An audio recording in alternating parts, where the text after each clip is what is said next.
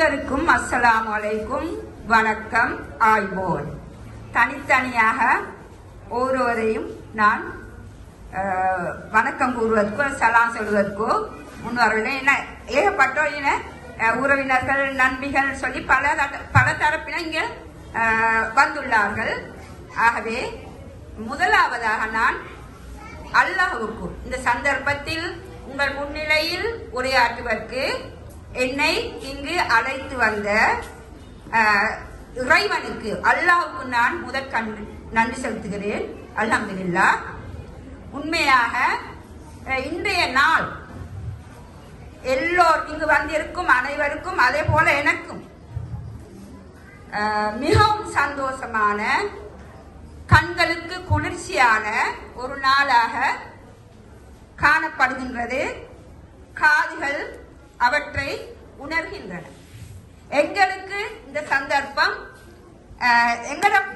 எங்களுடைய வயதில் எங்களுக்கு கிடைக்கவில்லை. நாங்கள் இந்த அனுபவங்களை வீட்டில் தாயார், அதாவது எனது தாயாரிடமிருந்து நான் சில அனுபவங்களை மொண்டசூரி, அதாவது நர்சரி முறைகளை கற்றுக்கொண்டேன்.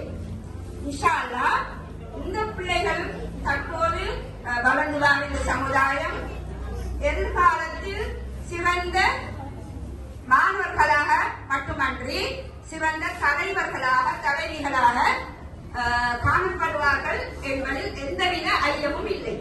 அதாவது நர்சரி, அதாவது மொண்டசூரி என்பது அங்கு எழுத்துக்கள் கற்றுக்கொள்ள முடியாது, அதாவது கற்றுக் கொடுக்க கூடாது.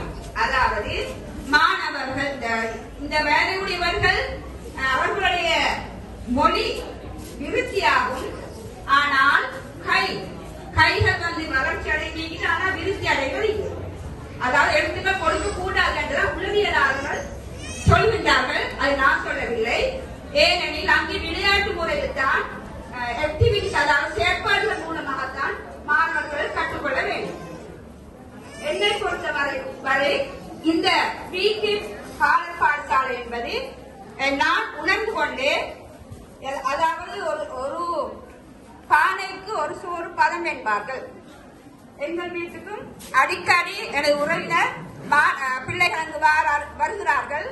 அவர்கள் மூலம் அவர்கள் நான் கண்டு கேட்டு பார்த்து அவருடைய பேசி பழகியதில் இந்த பாடசாலையில் சிறந்த ஒரு மிகச்சிறந்த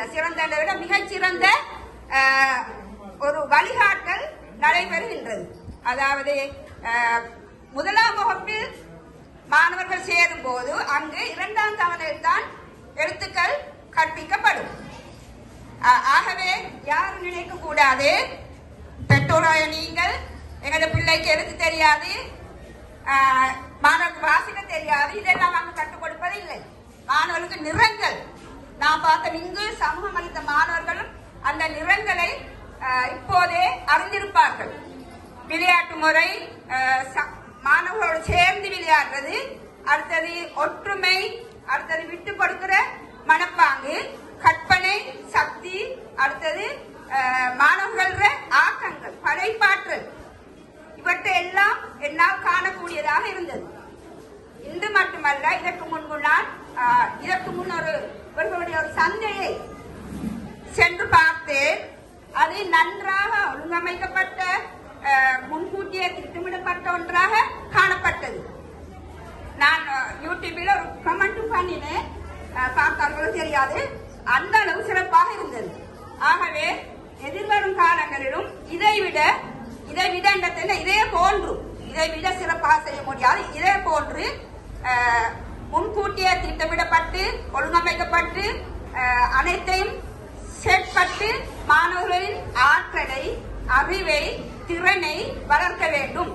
வளர்த்துக் கொண்டிருக்கிறார்கள் மாணவர்கள். இன்று சமூகம் அளித்த மாணவர்கள் அனைவரும் முதலாம் தரத்துக்கு செல்லும் போது அவர்கள் எந்தவித இடங்களுக்கு உட்பட மாட்டார்கள், துன்பங்களுக்கு உட்பட மாட்டார்கள். ஏனெனில் அவர்களுடைய திறன், கற்பனா சக்தி, சிந்தனை இவை யாவும் அந்த வீக்கிட் பாடசாலையில் வளர்க்கப்பட்டிருப்பது என்பது எனக்கு தெரிய வந்தது. அதே நேரம் வீக்கிட் ஆசிரியை, இது வெறும் முகஸ்துதி அல்ல, அந்த ஆசிரியை நன்றாக ட்ரெயின் எடுக்கப்பட்ட டிப்ளோமா செய்த ஒரு சிறந்த ஆசிரியர் என்பதும் குறிப்பிடத்தக்கது.